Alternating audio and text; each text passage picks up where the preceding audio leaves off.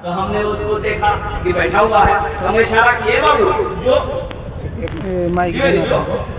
बोलने जो उसको बोलिए। तो हमने कहा कि कहाँ ले जाएगा, तो नौजवान बोला कि की करल जो जे करल जे जलानी है भागली सामने जब जरूरत नहीं है। मेरे बच्चों, मेरे नौजवानों, अल्लाह अल्लाह आपके बैठने को कबूल फरमाए, आमीन बोले अल्हम्दुलिल्लाह। अल्लाह आपके सुनने को कबूल अता फरमाए माशाअल्लाह। होने लगा भाई, आप भी आइए लगा दीजिए। भोजपुरी बाद में सुनाएंगे कि अभी सुनेंगे? अभी सुनेंगे। पहले चंदा कर लेते तब भोजपुरी सुनाते। पकड़िए ना इसको, पहले सुन लीजिएगा फिर चंदा लेंगे कब हम। कुर्बान जाओ मेरा नौजवानों। अच्छा इंशाल्लाह एक शेर में भोजपुरी का तो नहीं, बस ये एक उर्दू का एक नस्म मगर ये एक मतलब एक शेर मैं आपको सुना देना चाहता हूँ अल्हम्दुलिल्लाह। हालांकि यहाँ पर बड़े बड़े शोराए कराम बैठे हैं, जनाब खतीब हैदर साहब दामद बरकातहू और दीगर हमारे जितने भी शोराए कराम यहाँ पर आए हैं अल्हम्दुलिल्लाह। बस एक शेर बड़ा अच्छा शेर है, आपको अच्छा लगेगा इंशाअल्लाह। हाँ, उस्ताद शोरा जनाब मास्टर अबुल बशर साहब माशाअल्लाह बहुत बड़े शायर हैं अल्हम्दुलिल्लाह। हाँ अच्छा ये मेरे लिए है, अरे कोई दिया है 10 टका। ये तो अल्लाह का करम है कि ये 10 टकिया सही सलामत फटा हुआ नहीं है, न तो जलसे में तो अक्सर बेशतर नोट फटा हुआ ही आता। एक नौजवान जलसा सुना, सुबह चाय की दुकान में बैठ के बोला भैया चला दिली।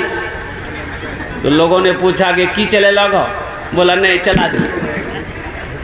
बोले अल्लाह का बंदा बोलेगा भी क्या चला है, बोले नहीं चला दिली। तो की चला लेन बोलेगी, बोला एक नमरी रे फटलो, ये 1 महीना से लाके घूमे जलान कोई दुकानदार नहीं लीजिए।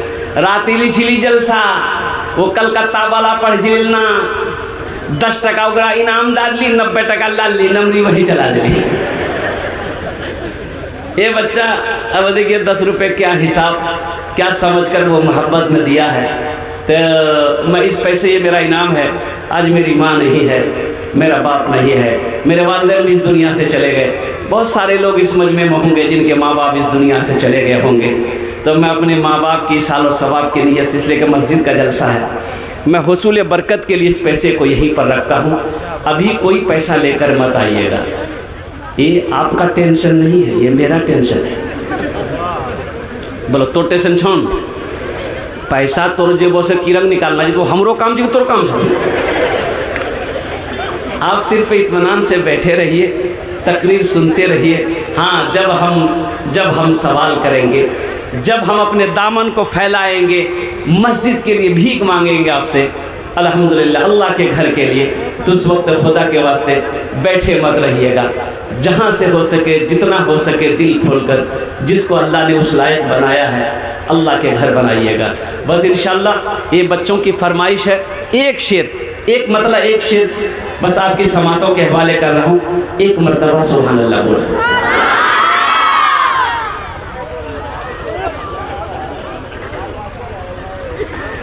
परवरदिगार देखे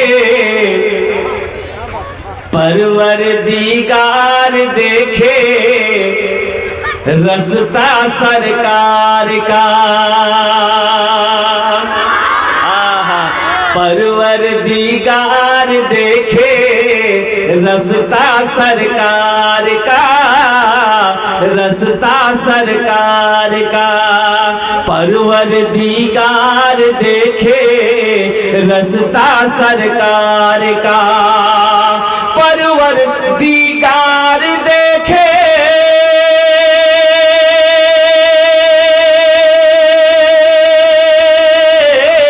परवरदिगार देखे रज़्ता सरकार का। रूहुल आमीन चूमे तलवा सरकार का। रूहुल आमीन चूमे तलवा सरकार का। रूहुल आमीन चूमे तलवा सरकार का। मोअज़्ज़ज़ शामिन किराम, मेरे बच्चों, मेरे नौजवानों, अल्लाह से लो लगाओ, अल्लाह से मोहब्बत करो। वो अल्लाह जिसके कब्ज़े में हम सब की जान है, वो अल्लाह जिसने पैदा किया है, वो अल्लाह जिसने चलने के लिए, रहने के लिए हमारे ज़मीन का फर्श बिछाया, वो अल्लाह जिसने हमारे लिए सरों पर आसमान का शामियाना लगाया, वो अल्लाह जो हमें इज्जत की रोटी खिलाता है, वो अल्लाह जो हमें मीठी नींद सुलाता है, वो अल्लाह फिर हमें मीठी नींद से जगाकर दुनिया की हर नेमतों से नवाजा है। उस अल्लाह से मोहब्बत करो, उस अल्लाह से मोहब्बत करो जिस अल्लाह के पास फिर लौट कर जाना है, अल्लाह के पास लौट कर जाना है। फिर मेरा अल्लाह पूछेगा, ओ मेरा बंदा बता मेरे लिए दुनिया से क्या लाया है, कुर्बान जाइए। अल्लाह पूछेगा मेरे लिए क्या लाया, क्या जवाब दोगे? तो इंशाअल्लाह, इसलिए कि मोमिन के लिए अल्लाह जन्नत बनाया है, और बड़ा खूबसूरत जगह जन्नत है, कुर्बान जाइए। जो जन्नत में चला जाएगा ओ मज़े ही मज़े हैं, फिर उसके बाहर ही बाहर हैं, कुर्बान जाइए। इंशाअल्लाह भाई जन्नत में जाएंगे इंशाअल्लाह। कितने लोग तैयार है भाई जन्नत में जाने इंशाअल्लाह? लेकिन बुढ़वास नहीं थी जन्नत, हाँ बूढ़ा लोग नहीं जाएगा, बूढ़े लोग नहीं जाएंगे जन्नत, बुढ़वा बुढ़िया ईदी आदमी जन्नत नहीं थे। लेकिन सुनो, ये बूढ़े बूढ़ा बुढ़िया बुढ़वा जन्नत में जाएगा, लेकिन बूढ़ा बनकर नहीं जाएगा, जवान बनकर जाएगा। सुभान अल्लाह, बोले तो माशाअल्लाह। अल्लाह जवान बनाएगा, अल्लाह पहले जवान बनाएगा। जो बूढ़े लोग हैं उनको अल्लाह जवान बनाएगा, 30, 32, 33 साल की उम्र अल्लाह देगा। जो बुढ़िया होगी अल्लाह उसको जवान बनाएगा, फिर जवान बनाकर अल्लाह जन्नत के अंदर में दाखिल करेगा। अच्छा, जन्नत में दाढ़ी नहीं होगी, जन्नत में दाढ़ी सफा चट मैदान,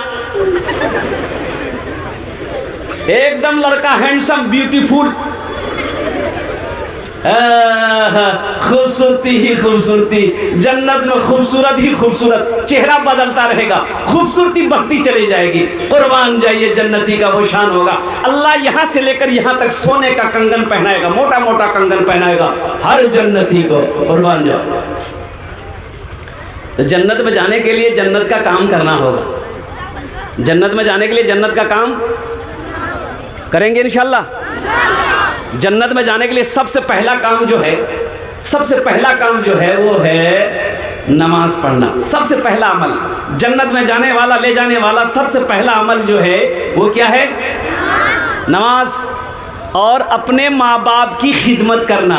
जन्नत कहाँ है? माँ के कदमों के नीचे, बाप के कदमों के नीचे जन्नत है। जन्नत कहाँ है? माँ के।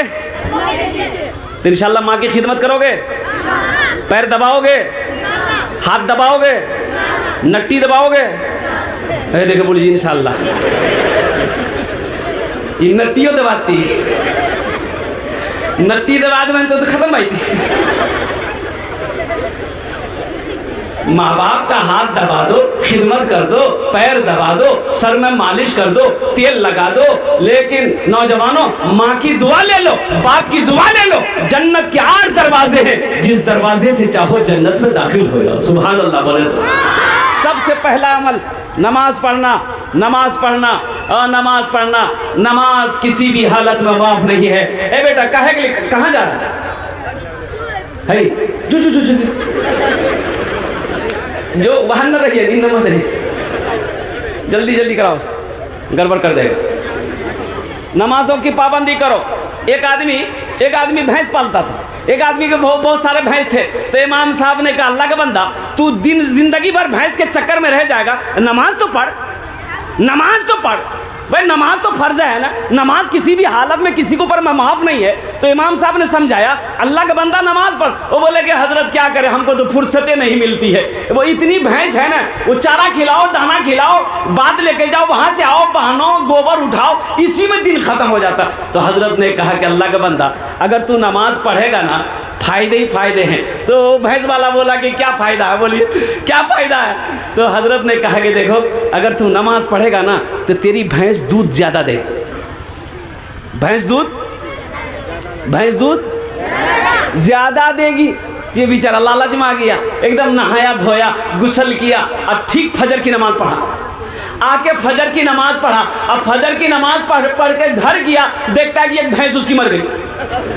बोला अल्लाह ये कौन नमाज हुई, ये नमाज शुरू करना भैंसे मरी गई हो।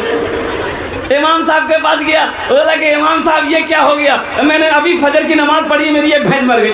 तो इमाम साहब ने समझाया कि सुनो, अल्लाह तुमको आजमाइश में ले रहा है, अल्लाह तुमको आजमा रहा है कि तुम कहीं घबरा